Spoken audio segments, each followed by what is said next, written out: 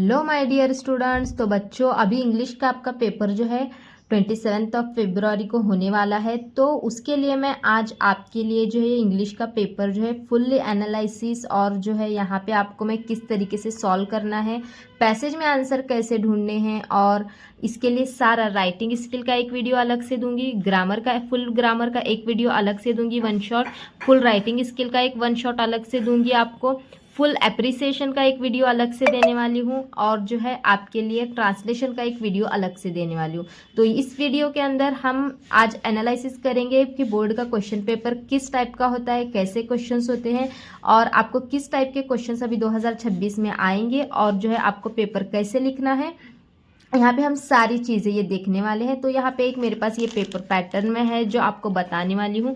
तो यहाँ पे देखो कैसे कैसे सॉल्व करना है, पैसेज में से कैसे आंसर्स को ढूंढना है, ये सब कुछ मैं इस वीडियो में बताने वाली हूँ। तो वीडियो को एंड तक ज़रूर देखना, बहुत ही इंपॉर्टेंट वीडियो होने वाली है आपके पेपर के लिए ये वीडियो।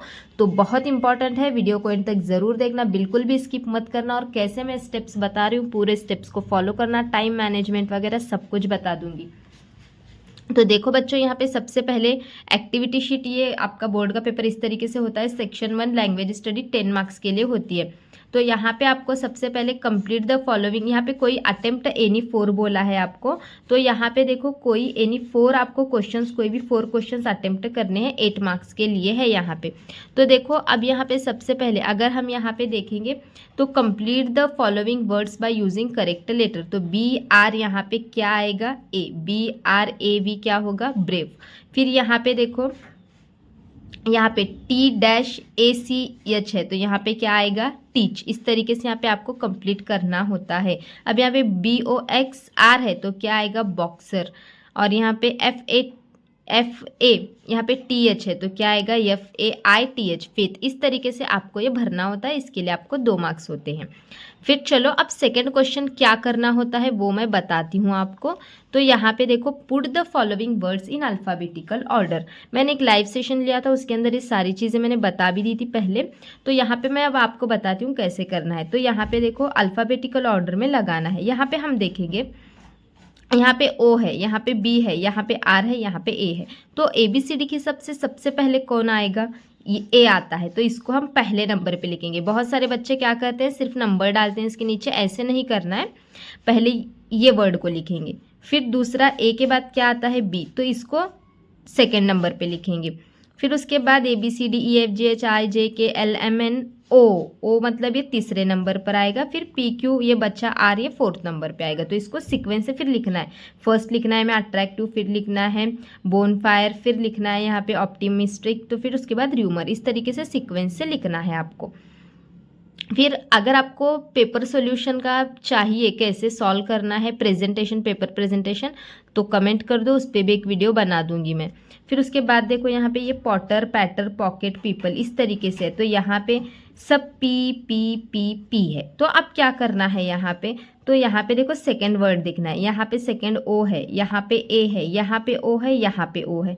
अब सेकेंड यहाँ पे ए है, यहाँ पे सेकेंड वाला ए है, तो ये पहले आएगा। अब बचे हमारे 3 वर्ड्स, ये वाला और ये वाला। तो इसमें थर्ड लेटर देखना है। यहाँ पे टी है, यहाँ पे सी है, यहाँ पे ओ है। तो टी सी और ओ में पहले कौन आएगा, सी आएगा। तो यहाँ पे इसको हम नंबर 2 लिखेंगे।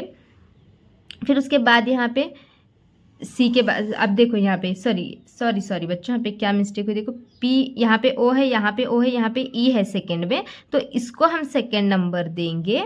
और यहाँ पे देखो ये दोनों के अंदर यहाँ पे ओ है, यहाँ पे ओ है, तो थर्ड लेटर देखेंगे। यहाँ पे टी है, यहाँ पे सी है, तो टी और सी में पहले कौन, सी आता है, तो इसको थर्ड नंबर देंगे, और ये बचा हमारा 4th। इस तरीके से आपको अल्फ़ाबेटिकल ऑर्डर कंप्लीट करना है। फिर उसके बाद देखो नेक्स्ट, अब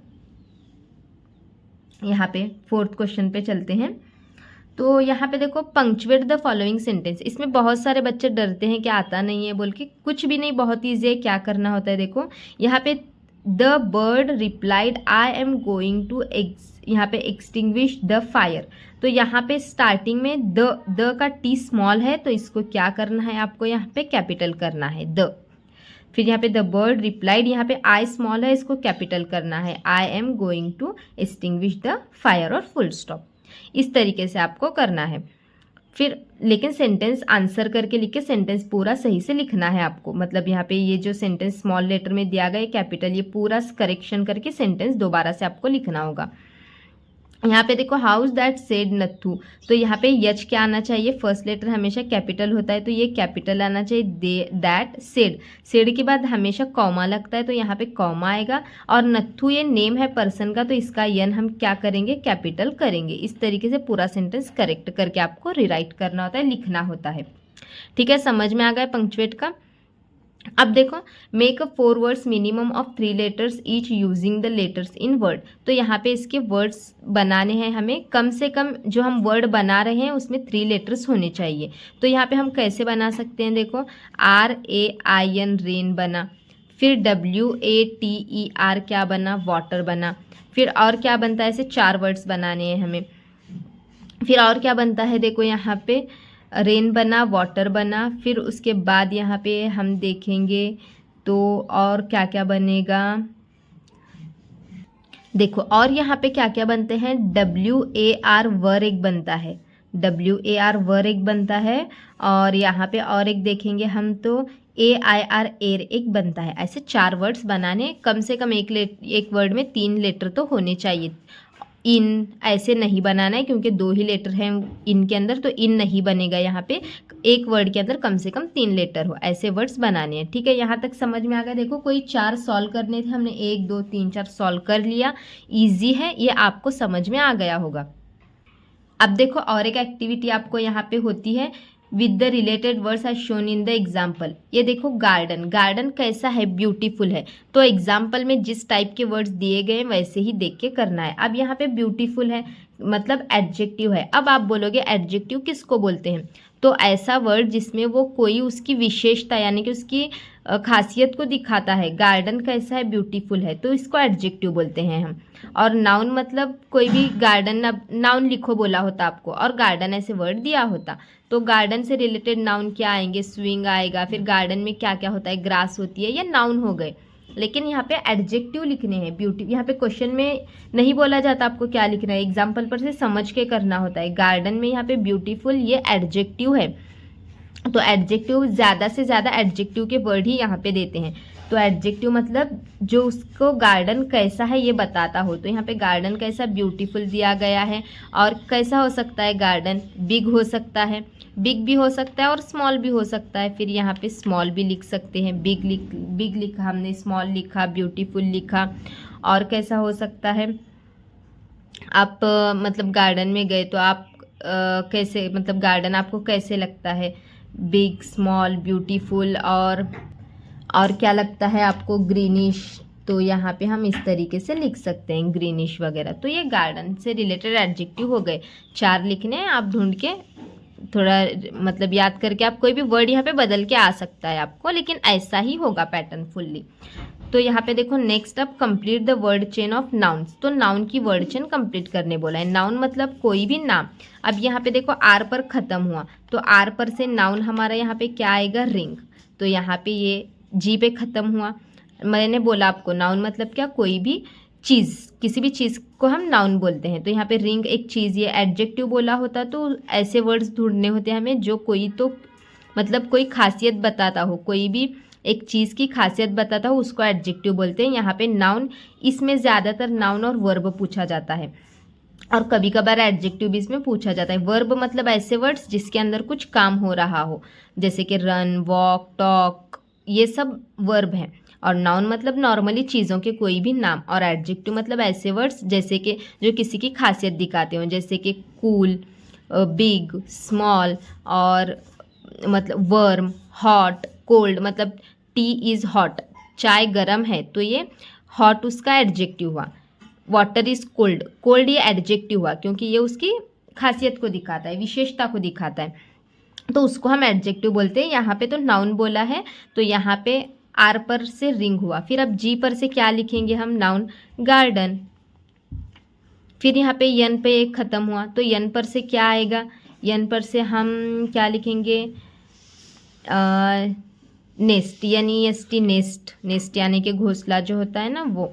फिर टी, टी पर से और क्या, यहाँ पे टाइगर तो ऑलरेडी दिया हुआ है, और हम क्या लिख सकते हैं, टैंक, TAN के टैंक, ऐसे इसको कंप्लीट करना है। समझ में आ गया? 6 दिए हैं यहाँ पे, कोई भी 4 भी आप कर लोगे तो चलेगा, इसमें से एनी 4 ही बोला है। फिर यहाँ पे नीचे देखो डू एज डायरेक्टेड, ये 2 मार्क्स के लिए होता है आपको। Attempt any one, make a meaningful sentence by using phrase instead of, ये करना होता है। या फिर यहाँ पे क्लॉज को ऐड करना होता है।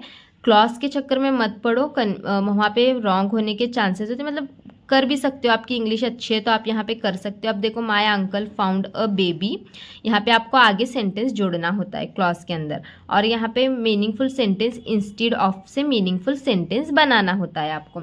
मतलब कि सेंटेंस बनाना है जिसके अंदर इंस्टेड ऑफ ये वर्ड आना चाहिए। तो ये डू एज डायरेक्टेड में ये एक क्वेश्चन 1 मार्क के लिए होता है। और उसके बाद नीचे जो यहाँ पे होता है ना, attempt any one add a prefix और suffix to make a new words, यहाँ पे इसको प्रीफिक्स और सफिक्स ऐड करके मेक न्यू वर्ड बनाना होता है। या फिर इसी वर्ड से और में होता है वहाँ पे सेंटेंस बनाना, वो आगे भी बताती हूँ, लेकिन वो सेंटेंस बनाना मुश्किल रहता है क्योंकि रॉन्ग हो सकता है ना कुछ भी। तो प्रीफिक्स और सफिक्स ऐड करके न्यू वर्ड बनाओ। तो कैसे बनाना है, यहाँ पे ऐसे डैश दे के पेपर में आपके ये वर्ड लिखना है। फिर इससे क्या होगा, पॉसिबल का हम क्या लिखेंगे, पॉसिबल। और यहाँ पे देखो अपॉइंट का क्या आएगा, अपॉइंटमेंट। इस तरीके से ये जोड़कर हमने क्या है, न्यू वर्ड बना। लेकिन ऐसे अंडरलाइन नहीं करना है पेपर में, मैं आपको समझने के लिए यहाँ पे बताई हूँ। ठीक है, यहाँ तक समझ गए हो आप। अब चलो पैसेज की तरफ बढ़ते हैं। ये देखो, ये मैंने पीछे ही आपको बताया जो पॉसिबल और अपॉइंट, इससे यहाँ पे सेंटेंस बनाने के लिए और होता है, सेंटेंस मत बनाओ, वही जोड़ के बनाओ। अब देखो यहाँ पे टेक्सचुअल पैसेज है, 20 मार्क्स के लिए होता है ये पैसेज। 20 मार्क्स में से यहाँ पे 2 पैसेज आपको दिए जाते हैं, ये वाला 10 मार्क्स के लिए है। अब देखो write the whether the following sentences are true और फॉल्स। तो अब बहुत सारे बच्चे मुझसे सवाल करते हैं कि पैसेज के अंदर आंसर को कैसे ढूंढना है। तो देखो बच्चों यहाँ पे ट्रू फॉल्स मतलब सही है या गलत। तो Ramlal had 4 sons and 3 daughters.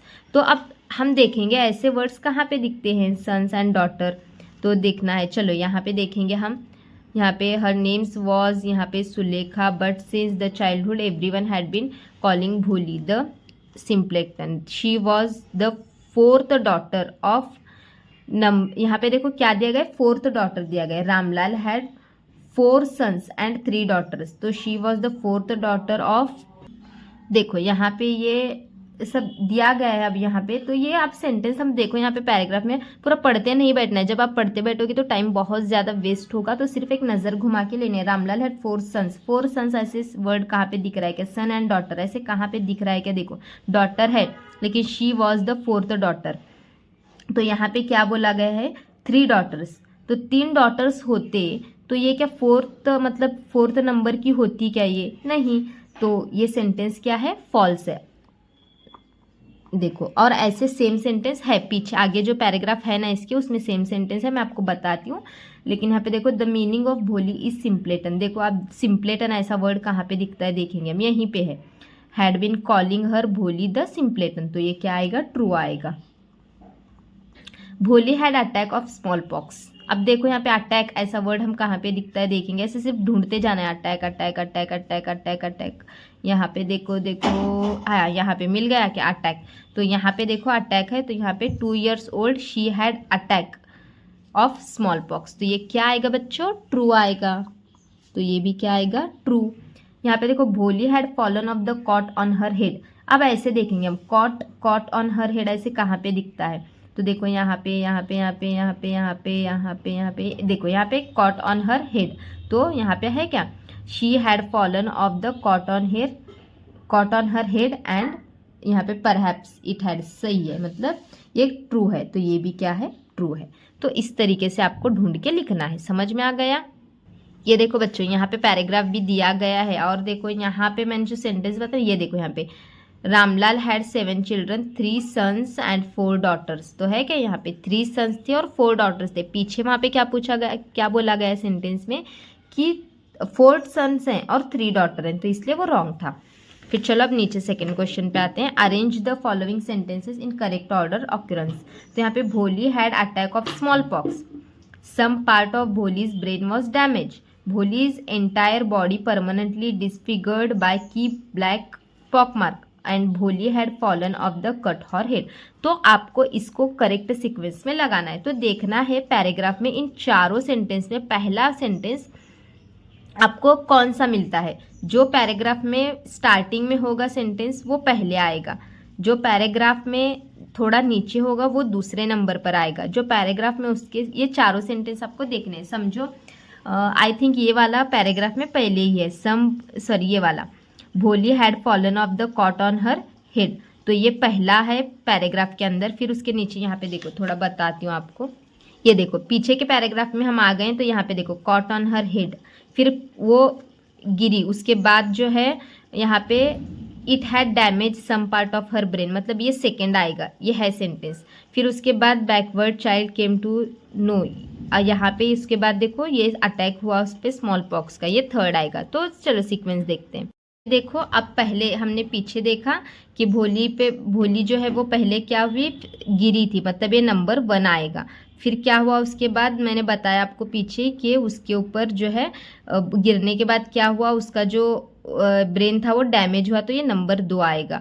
फिर उसके ऊपर क्या हुआ, स्मॉल पॉक्स का अटैक हुआ, नंबर 3 आएगा। और लास्ट में ये देखो ये बच्चा है, इसको नंबर 4 देंगे। और इसका भी मैं बताती हूँ, देखो यहाँ पे है ना, ये बॉडी वॉज परमानेंटली डिसफिगर, यहाँ पे तो देखो ये वाला है, तो ये परमानेंटली डिसफिगर, तो ऐसे आपको लिखना है। फिर पेपर में आपको आंसर लिखते टाइम क्या करना है बच्चों, आपने A2 का आंसर लिखना है, तो आपको क्या करना है, आंसर करके लिखना है। सबसे पहले नंबर 1 डालना है, ये वाला सेंटेंस लिखना है, नंबर 2 डाल के ये वाला सेंटेंस लिखना है, नंबर 3 डाल के ये वाला सेंटेंस, और नंबर 4 डाल के ये वाला सेंटेंस। इस तरीके से आंसर लिखनी है।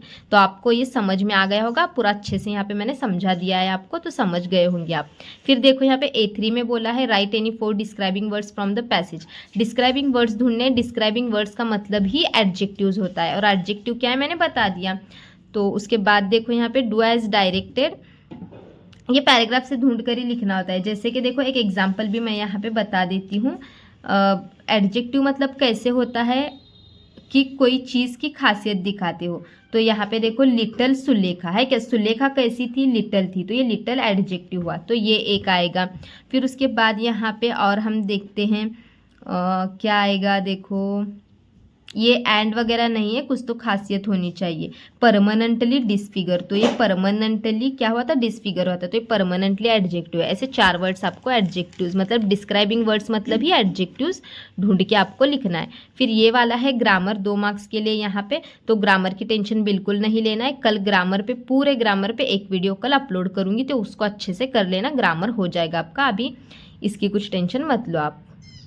फिर यहाँ पे देखो A5 में होता है पर्सनल रिस्पॉन्स। पर्सनल रिस्पॉन्स में आपका खुद का रिस्पॉन्स देना होता है। अगर समझो कुछ भी लिखने नहीं आ रहा तो छोड़ो मत उसको, खाली आप क्या करो, पैराग्राफ में से ही 2-3 सेंटेंसेस और खुद के दिल से 1-2 सेंटेंस जुड़ा के एक 4-5 लाइन का आंसर्स लिख लेना। कुछ भी नहीं आ रहा तो एटलीस्ट पैराग्राफ में का ही थोड़ा इस वर्ड से रिलेटेड लिख लेना, मतलब मगर खाली मत छोड़ो उसको। फिर ये एक पैसेज कंप्लीट हो गया 10 मार्क्स का। सेकंड पैसेज भी ऐसे ही होता है 10 मार्क्स के लिए, इसमें भी सेम, सिर्फ बी होता है यहाँ पे। ये सेंटेंस कंप्लीट करना होता है। सेंटेंस कंप्लीट कैसे करना है, देखो ये वाला the book Swami and friends and good read for, तो ये ऐसे कहाँ दिखता है आपको, ये सेम सेंटेंस कहाँ पे दिखता है देखना है, और उसके आगे का फुल स्टॉप तक जितना सेंटेंस रहता है उतना यहाँ पे लिख के लेना है। तो ये कंप्लीट करने का होता है ऐसे।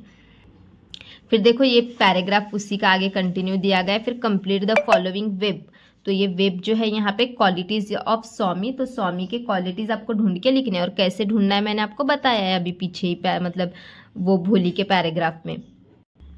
ये देखो B3 में इस तरीके से कॉलम मैच करना होता है, मतलब A3 B3 ये थोड़ा वोकेबलरी टाइप होते हैं, इसमें आपको थोड़ा खुद का ब्रेन यूज़ करके करना होता है बच्चों। तो यहाँ पे आपको थोड़ा खुद का दिमाग चला के आपको ये सॉल्व करना पड़ेगा। फिर ये A4 क्या ग्रामर होता है, ग्रामर मैं कल सारा देने वाली हूँ। और A5 में क्या है पर्सनल रिस्पॉन्स है, कैसे लिखना है वो भी बता दिया। तो ये 2 पैराग्राफ का तो कंप्लीट हो गया। आप पोएम की तरफ चलेंगे। अब देखो बच्चों यहाँ पे सेक्शन 3 पोएट्री 10 मार्क्स के लिए होता है। तो यहाँ पे ये पोएट में के अंदर the poets father goes back early in the, तो यहाँ पे पोयम दी जाती है, बहुत सिंपल होता है पोयम में, तो ये ढूंढ के आपको यहाँ पे लिखना होता है। तो यहाँ पे देख ही सकते हो आप, यहाँ पे नीचे पोयम दी गई है, ऑप्शन भी दिए गए हैं। तो इस तरीके से आपको ये पोयम में से ढूंढ के करना होगा। और पोयम का जो एप्रिसिएशन है वो मैं देने वाली हूँ, उसकी टेंशन मत लो आप। ये देखो, ये पोयम, और पोयम में A2, A1, A2, A3 इस तरीके से एक पोयम पर एक्टिविटी होती है यहाँ पे। तो A2 में आपको क्या बोला गया है यहाँ पे, describe the route in the poem from the city to village. तो यहाँ पे डिस्क्राइब करना है आपको। अगर कुछ भी नहीं आ रहा है ना, तो डिस्क्राइब करने पोयम के ही 4 से 5 लाइन्स उठा के जो है एक के आगे ऐसे लिख दो, हो जाएगा। फिर भी मतलब जिन बच्चों को कुछ भी नहीं आता उनके लिए बता रही हूँ, जिनको इंग्लिश अच्छी आती है वो अच्छे से लिखो, लेकिन जिनको कुछ भी नहीं आता वो एटलीस्ट पोयम के ही 3-4 लाइन्स को एक के आगे एक लिखो। ऐसा लगना चाहिए जैसे कि पैराग्राफ में आंसर लिखा हो। ये ट्रिक बता रही हूँ आपको मैं। जिन बच्चों को कुछ भी नहीं आता, खाली छोड़ने से बेहतर है कि कुछ ना कुछ लिखो, 1 मार्क तो मिल जाएगा। फिर उसके बाद देखो, right your own rhyming words for the following. तो यहाँ पे खुद के राइमिंग वर्ड्स मतलब उसके जैसे आवाज़ आने वाले। पोयम में से ढूंढो बोला तो पोयम में ढूंढना है। अगर पोयम में से नहीं बोला, खुद के दिल से लिखो बोला तो खुद के दिल से लिखना है। और राइमिंग वर्ड्स देखो लास्ट में होते हैं, जैसे कि देखो ऐसे राइमिंग वर्ड्स, मॉर्निंग, स्लीपिंग। और यहाँ पे देखो इस तरीके से मतलब लास्ट में जो होते हैं ना, बैक। अब इसका तो एक जैसे आवाज़ आने वाले मोस्टली तो पोयम में लास्ट में होते हैं। अब यहाँ पे लाइट का राइमिंग वर्ड हम यहाँ पे क्या लिखेंगे, फाइट। यहाँ पे प्लाइज, और फिर हम यहाँ पे क्या लिख सकते हैं, माइल्स। इस तरीके से हम लिख सकते हैं राइमिंग वर्ड्स, एक जैसे आवाज़ आने वाले। फिर उसके बाद यहाँ पे और एक पोयम है जिसका एप्रिसिएशन आपको करना है। एप्रिसिएशन की टेंशन बिल्कुल भी मत लो, एप्रिसिएशन का मैं बताने वाली हूँ पूरा, तो वो टेंशन नहीं लेना है। लेकिन यहाँ पे शॉर्ट में भी बता देती हूँ। ये देखो, यहाँ पे एप्रिसिएशन में आपको टाइटल डालना होता है, जो अभी इस पोयम में ही आपको दिया जाता है title. Name of the poet, ये देखो यहाँ पे है नेम ऑफ द पोएट, इसी को लिखना है। राइम स्कीम कैसे निकालनी है ना, आपको मैं बताती हूँ। तो राइम स्कीम निकालने के लिए देखो, मैं एप्रिसिएशन में बता दूंगी। जब मैं एप्रिसिएशन के अलग से वीडियो बनाने वाली हूँ तब आपको सारे पोयम की राइम स्कीम निकाल के बता दूंगी। Figure of speech her poem को एलिट्रेशन लिख दो, आपको 1 मार्क मिल ही जाएगा। और सेंट्रल आइडिया में हर पोयम का आपको दूंगी 4-4 लाइन्स का, सिर्फ उसको याद कर लो। तो एप्रिसिएशन का टेंशन बिल्कुल मत लो, इस पर एक अलग से वीडियो बना के अपलोड कर दूंगी मैं। अब उसके बाद देखो बच्चों, यहाँ पे सेक्शन 4 होता है नॉन टेक्सचुअल पैसेज का। तो यहाँ पे जो है आपको नेक्स्ट क्या करना है, read the following passage and do the activities है यहाँ पे। देखो बच्चों, यहाँ पे ये नॉन टेक्सचुअल पैसेज जो है 10 मार्क्स के लिए होता है, तो इसमें भी आपको फिल इन द ब्लैंक्स वगैरह होती है। ये नॉन टेक्सचुअल पैसेज को पढ़ के आपको जो है एक्टिविटीज़ करनी होती है। कैसे ढूंढना है अभी सब कुछ तो मैंने बता दिया है आपको, तो ढूंढ के आप यहाँ पे ये एक्टिविटीज़ करना है। ये देखो, इस तरीके से पैसेज आपको दिया जाता है, एक नॉन टेक्सचुअल पैसेज, मतलब ये आपके टेक्स्ट बुक का नहीं होता, बाहर का होता है। तो ये नॉन टेक्सचुअल पैसेज है, तो ये आपको ढूंढ के आंसर करने हैं उसमें से। ये देखो, नॉन टेक्सचुअल पैसेज में भी आपको A1 फिर A2 में इस तरीके से आपको यहाँ पे भरना होता है ढूंढ के। और यहाँ पे देखो आपको क्या बोला गया है A3 में, फाइंड द एंटोनियम्स वर्ड। एंटोनियम्स मतलब अपोजिट वर्ड्स को ये एंटोनियम बोलते हैं। अननोन का जैसे कि नोन, ग्रुप का आएगा सिंगल, पुअर का आएगा रिच। यहाँ पे लिखूँ क्या मैं, अननोन का नोन, ग्रुप का सिंगल, पुअर का रिच, और यहाँ पे नैरो का आएगा ब्रॉड। तो इस तरीके से अपोजिट वर्ड्स आपको लिखने हैं। यहाँ पे A4 में देखो ग्रामर है, और A4 में ग्रामर ही रहता है। पॉजिटिव डिग्री वगैरह बनाना एज वेल एज का ये सब ग्रामर एक ही वीडियो में आपके लिए सब देती हूँ कल। फिर उसके बाद पर्सनल रिस्पॉन्स होता है, तो right the 4 benefits of dancing. यहाँ पे डांसिंग के बेनिफिट्स आपको कोई भी क्वेश्चन बदल के आ सकता है। फिर उसके बाद समरी राइटिंग। अब समरी राइटिंग कैसे करना है, 5 में से 5 मार्क्स समरी राइटिंग के फिक्स समझो, जिसका मैं आपको तरीका बताने वाली हूँ। तो वो अब पूरा मैं तरीका जो इस वीडियो में नहीं, मैं एप्रिसिएशन के साथ, एप्रिसिएशन और समरी राइटिंग एक वीडियो में देने वाली हूँ, तो तब बताऊँगी समरी राइटिंग कैसे करनी है। अभी समरी का टेंशन मत लो, सब मैं कल जो है ग्रामर की, राइटिंग स्किल की और एप्रिसिएशन और समरी की वीडियोस कल अपलोड कर देती हूँ। और हाँ बच्चों, समरी राइटिंग में जिसको कुछ भी लिखने नहीं आता उन बच्चों को भी 5 में से 4 मिलने की गारंटी मैं देती हूँ। तो कल तरीका बताऊंगी, वीडियोस को देखना है आपको। और उसके बाद देखो हमारा सेक्शन 5 स्टार्ट होता है राइटिंग स्किल का। तो राइटिंग स्किल के अंदर A1 और A2 2 लेटर होते हैं, एक फॉर्मल होता है और एक इनफॉर्मल लेटर होता है। यहाँ पे देखो लेटर राइटिंग, इनफॉर्मल लेटर और फॉर्मल लेटर, इसमें से आपको इनफॉर्मल लेटर ही करना है। और मैं इनफॉर्मल लेटर का ऐसा तरीका बताऊंगी कि जिन बच्चों को इंग्लिश कुछ भी नहीं आती वो भी लिख लेंगे, ईजिली लिख लेंगे वो भी। तो कल की वीडियो को बिल्कुल मिस नहीं करना है। और यहाँ पे देखो ये जो है डायलॉग राइटिंग का, तो डायलॉग राइटिंग को और स्पीच राइटिंग होता है। स्पीच राइटिंग के चक्कर में मत पड़ो, डायलॉग राइटिंग का पैटर्न पूरा इजी करके बताती हूँ। और जो लास्ट में एक क्वेश्चन होता है, तो डायलॉग राइटिंग में क्या होता है, यहाँ पे ऊपर नीचे सेंटेंस होते हैं, उसको अरेंज करना होता है। ये देखो ऐसे अरेंज करना होता है। सेकंड में यहाँ पे बी में कंप्लीट करना होता है डायलॉग को, इसके लिए भी 1 मार्क होता है। यहाँ पे आप यस नो में भी आंसर लिख दोगे तो 1 मार्क मिल जाएगा। और फिर उसके बाद यहाँ पे देखो डायलॉग्स बनाने होते हैं। डायलॉग्स कैसे बनाने हैं उसकी ट्रिक मैं बताने वाली हूँ राइटिंग स्किल के वीडियो में, तो वो वीडियो बहुत ही इंपॉर्टेंट होने वाली है। फिर देखो डायलॉग राइटिंग और स्पीच राइटिंग होता है। स्पीच राइटिंग के चक्कर में मत पड़ो, क्योंकि डायलॉग राइटिंग जिन बच्चों को कुछ लिखना भी नहीं आता उनको भी 5 में से 4 मिलने की गारंटी देती हूँ। जितना मैं बताऊंगी वैसे करके जाना है आपको सिर्फ। फिर उसके बाद देखो इन्फॉर्मेशन ट्रांसफ़र। इन्फॉर्मेशन ट्रांसफ़र में नॉन वर्बल टू वर्बल एक होता है, जिसके अंदर आपको बॉक्स दिया जाता है, उस पर से पैराग्राफ बनाना होता है। देखो ये यहाँ पे इस तरीके से बॉक्स जो है वो दिया गया है, ये पढ़ के जो है आपको इसका पैराग्राफ बनाना होता है। कल मैं इसका पैटर्न बताऊंगी आपको कैसे पैराग्राफ बनाना है, और बहुत इजी मेथड बताने वाली हूँ पैराग्राफ बनाने की। सेंटेंस कैसे बनाना है इजी, कुछ भी अगर इंग्लिश नहीं भी आती तो भी सेंटेंस बनाना कैसे वो कल सिखाऊंगी आपको। फिर ये उसी को और होता है वर्बल टू नॉन वर्बल। तो यहाँ पे ये पैराग्राफ दिया जाता है और पैराग्राफ को पढ़ के भरना होता है, ये भी ईजी होता है। ये देखो इस तरीके से आपको ये बॉक्स भरना होता है, इसका भी पैटर्न मैं बता देती हूँ, टेंशन मत लो। फिर उसके बाद यहाँ पे एक्सपांड द थीम, तो ये इसको और होता है एक्सपांड द थीम, नहीं सॉरी ये अलग से ही होता है एक्सपांड द थीम का। तो इसके अंदर एक तो न्यूज़ रिपोर्ट करनी होती है या फिर स्टोरी राइटिंग, तो इसमें से न्यूज़ रिपोर्ट ही करना है। न्यूज़ रिपोर्ट में आपको 100% मार्क्स मिलेंगे, ऐसा पैटर्न बताऊँगी कि जिन बच्चों को नहीं भी आएगा वो लिख लेंगे न्यूज़ रिपोर्ट को। तो कल बताती हूँ पैटर्न इसका। न्यूज़ रिपोर्ट को ही और स्टोरी राइटिंग होता है, इसके झंझट में मत पड़ो आप। फिर उसके बाद देखो यहाँ पे स्किल डेवलपमेंट, यहाँ पे सेक्शन 5, ये 5 मार्क्स के लिए होता है। सेक्शन 6 तो ये जो है ट्रांसलेशन होता है।